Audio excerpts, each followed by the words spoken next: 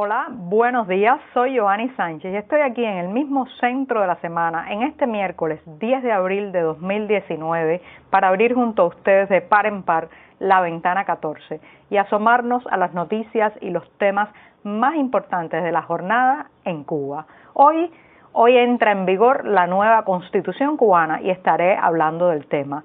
También contaré de la liberación del periodista Augusto César San Martín tras 5 horas detenido y varias pertenencias incautadas. Por otro lado, la carne de avestruz parece ser la nueva apuesta oficial para solucionar los problemas de los alimentos en Cuba. Y por último, haré una reflexión muy personal sobre la autonomía universitaria. ¿Pueden la policía y los militares armados entrar a los campus cubanos y reprimir a los estudiantes? Pues bien, presentados los temas, voy a hacer una breve pausa para tomarme el cafecito informativo que hoy está recién colado, concentrado, un poco amargo como me gusta a mí, pero siempre necesario. Después de este primer y necesario sorbito del día, voy a comenzar con el primer tópico o tema que les había anunciado y tiene que ver con que este 10 de abril entra en vigor la nueva Constitución cubana.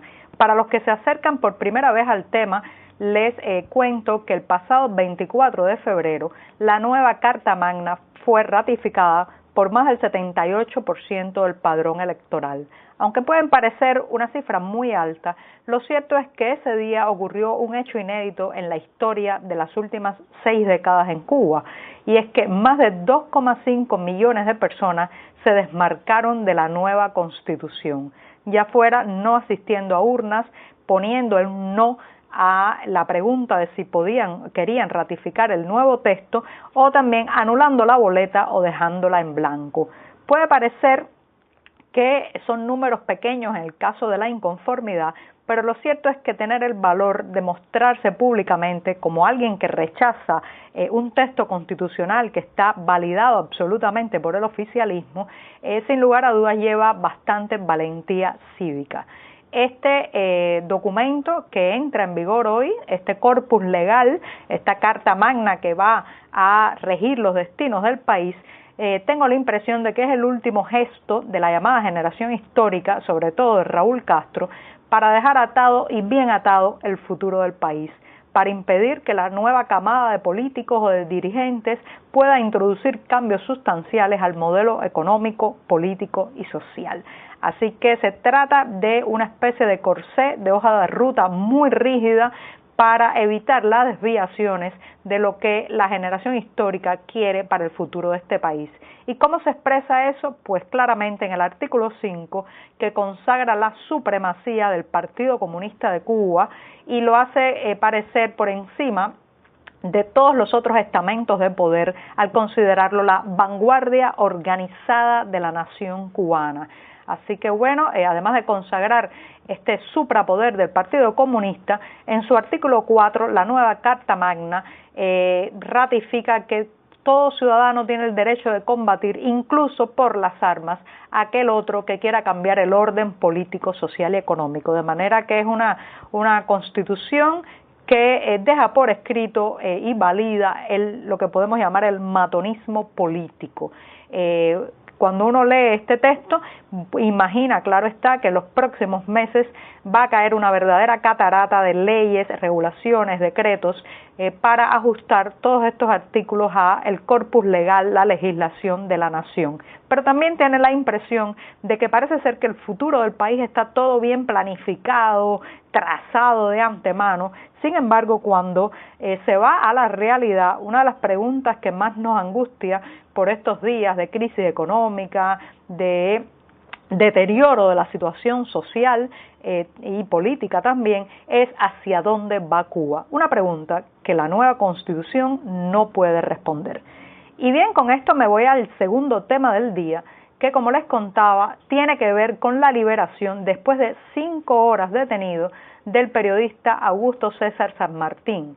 Augusto es reportero, colaborador del portal de noticias sobre Cuba, Cubanet, y también forma parte de la Asociación Pro Libertad de Prensa, una organización independiente que se dedica a reportar justamente las violaciones contra la prensa y los periodistas en la isla.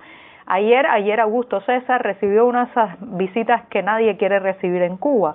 Temprano en la mañana tocaron a su puerta 9 personas, entre ellos oficiales del Ministerio del Interior, de la Seguridad del Estado, la temida, la policía política, policías también y algunos vecinos como testigos pertenecientes al Comité de Defensa de la Revolución.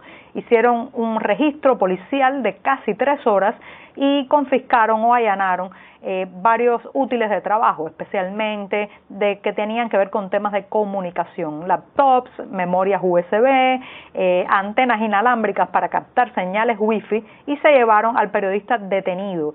Después de la detención, pues salió de la estación policial con varias multas, pero afortunadamente no le han impuesto ningún cargo legal hasta el momento. Lo cierto es que esto ratifica el carácter represivo contra la prensa independiente que mantienen las autoridades cubanas. Les recuerdo que la Comisión Interamericana de Derechos Humanos ha advertido en un reciente informe que, a pesar de los años transcurridos y las reiteradas recomendaciones, la intolerancia sigue siendo la regla de la Plaza de la Revolución.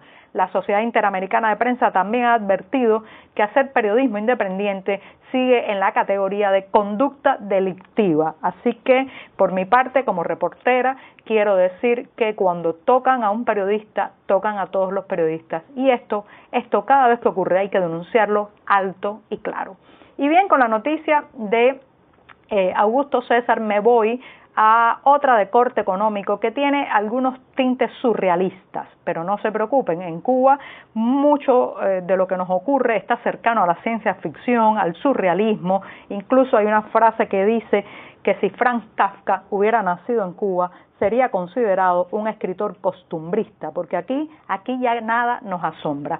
Pues bien, lo que ha ocurrido es que recientemente en un programa de televisión el comandante Guillermo García Frías, uno de los históricos, uno de la generación histórica que todavía pues se mantiene con vida pública, ha comentado que se están haciendo experimentos con granjas donde se están criando el avestruz, porque según él, y esto es una cita textual, un avestruz produce más que una vaca. Allí García Frías ha desarrollado una aritmética, un tipo de matemática económica que conocemos muy bien los cubanos, y nos ha explicado cómo un avestruz produce unos 60 huevos, de esos 60 huevos se sacan unos 40 pichones al año, y bueno, con eso tendríamos unas 4 toneladas de carne más o menos. No se rían, esto es cierto y es serio.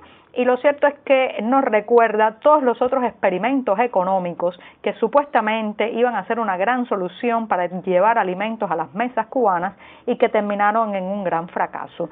Yo sé que todo cubano tiene su propia lista. Yo recuerdo especialmente el llamado plátano microjet de los años 90, también pues aquellos pequeños y diminutos pollitos que nos distribuyeron por el mercado racionado para que cada persona en su casa tuviera su propia granja avícola. Y también, bueno, hay otros ejemplos como el café caturra, la zafra de los 10 millones y otros delirios económicos que están pensados en la búsqueda de un santo grial que pues saque al país de la crisis. Lo cierto es que eso no funciona así, y el verdadero santo grial para solucionar la crisis económica cubana se llama eliminar el centralismo, desmontar la obsoleta empresa estatal y sobre todo darle autonomía a los productores, que la gente pueda decidir si quiere criar un avestruz, una vaca o un grupo de gallinas. Y con esto me voy a una reflexión muy personal que tiene que ver con la autonomía universitaria. En un día que entra en vigor la nueva Constitución cubana, hay que señalar que este texto de la Carta Magna no recoge el derecho a la autonomía universitaria. Por eso ha pasado lo que ha pasado este pasado lunes, cuando un grupo de policías militares entraron, irrumpieron con perros y con armas en un campus universitario de la Facultad de Medicina Salvador Allende en La Habana para reprimir una manifestación pacífica y sin armas de un grupo de estudiantes congoleños que se queja por las malas condiciones de sus albergues, las malas condiciones de vida y también por los atrasos en el pago de los estipendios que su gobierno tenía que haberles hecho llegar hace 27 meses. Tienen 27 meses de atraso y no han recibido ni un centavo. ¿Qué es lo que ha ocurrido? Bueno, que la prensa oficial cubana, que siempre nos muestra las manifestaciones y la represión contra manifestaciones estudiantiles en otras partes del mundo, no ha enseñado una sola imagen de estas, donde se ve incluso a un policía apuntar con su arma a la cabeza de un estudiante. Y las organizaciones estudiantiles, bien gracias, no han dicho ni una palabra. La dócil Federación Estudiantil Universitaria FEU callada, la oficialista Unión de Jóvenes Comunistas UJC en silencio y ese esperpento sin voz ni voto que es la Organización Continental Latinoamericana y Caribeña de Estudiantes OCLAE tampoco. Todas se han plegado a la versión oficial, han cerrado filas con el oficialismo en lugar de con los estudiantes. Así que bueno, vamos a esperar en las próximas semanas, pero estas imágenes darán todavía mucho que hablar. Y con esto me despido hasta mañana. Muchas gracias. Hola.